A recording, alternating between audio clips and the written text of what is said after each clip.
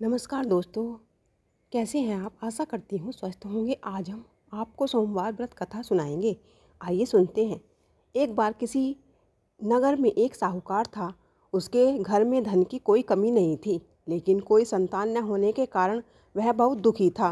संतान प्राप्ति के लिए वह हर सोमवार को व्रत रखता था और पूरी श्रद्धा के साथ शिव मंदिर जाकर भगवान शिव और माता पार्वती की पूजा करता था।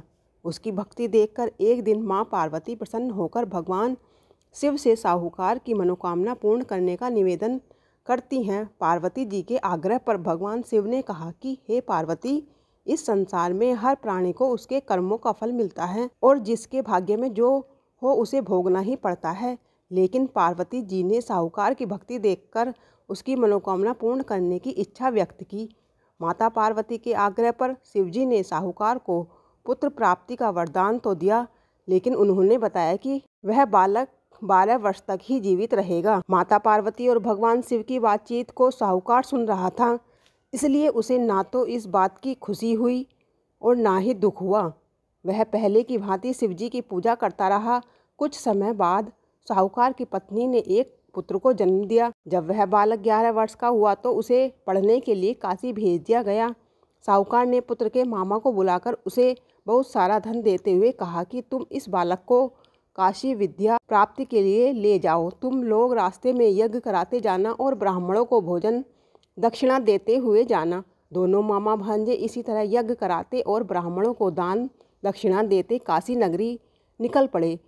इस दौरान रात में एक नगर पड़ा जहाँ नगर के राजा की कन्या का विवाह था, लेकिन जिस राजकुमार से उसका विवाह होने वाला था वह एक आंख से काना था। राजकुमार के पिता ने अपने पुत्र के काना होने की बात को छुपाने के लिए सोचा क्यों न उसने साहूकार के पुत्र को दूल्हा बनाकर राजकुमार से विवाह करा दूं।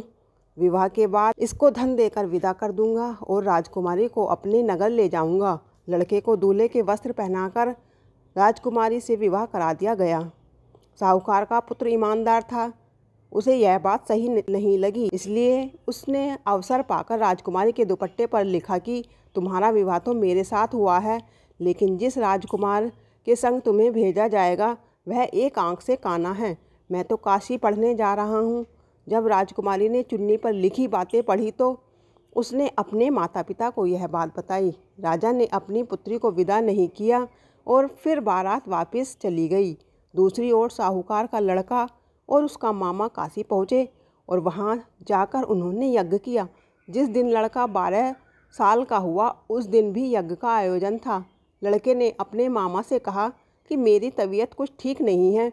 मामा ने कहा कि तुम अंदर जाकर आराम कर लो। शिवजी के वरदान अनुसार कुछ ही देर में उस बालक के प्राण निकल गए। मृत भांजे को देखकर उसके मामा ने विलाप करना शुरू किया। संयोगवश उसी समय शिवजी और पार्वती उधर से जा रहे थे। पार्वती माता ने भोलेनाथ से कहा, स्वामी, मुझे इसके रोने के स्वर सहन नहीं हो पा रहे हैं। आप इस व्यक्ति के कष्ट को अवश्य दूर करें। जब शिवजी मृत बालक के समीप गए तो वह बोले कि यह उसी साहूकार का पुत्र है जिसे मैंने 12 वर्ष की आयु का वरदान दिया था। अब इसकी आयु पूरी हो चुकी है। लेकिन मातृभाव से विभोर माता पार्वती ने कहा कि हे महादेव, आप इस बालक को और आयु देने की कृपा करें, अन्यथा इसके वियोग में इसके माता पिता भी तड़प तड़प कर मर जाएंगे। माता पार्वती के पुनः आग्रह पर भगवान शिव ने उस लड़के को जीवित होने का वरदान दिया। शिवजी की कृपा से वह लड़का जीवित हो गया। शिक्षा पूरी करके लड़का मामा के साथ अपने नगर की ओर वापस चल दिया। दोनों चलते हुए उसी नगर में पहुँचे जहाँ उसका विवाह हुआ था। उस नगर में भी उन्होंने यज्ञ का आयोजन किया। उस लड़के के ससुर ने उसे पहचान लिया और महल में ही ले जाकर उसकी खातिरदारी की और अपनी पुत्री को विदा किया। इधर साहूकार और उसकी पत्नी भूखे प्यासे रहकर बेटे की प्रतीक्षा कर रहे थे। उन्होंने प्रण रखा था कि यदि उन्हें अपने बेटे की मृत्यु का समाचार मिला तो वह भी प्राण त्याग देंगे, परंतु अपने बेटे के जीवित होने का समाचार पाकर वह बेहद प्रसन्न हुए। उसी रात भगवान शिव ने साहूकार के स्वप्न में आकर कहा, हे श्रेष्ठी, मैंने तेरे सोमवार के व्रत करने और व्रत कथा सुनने से प्रसन्न होकर तेरे पुत्र को लंबी आयु प्रदान की है।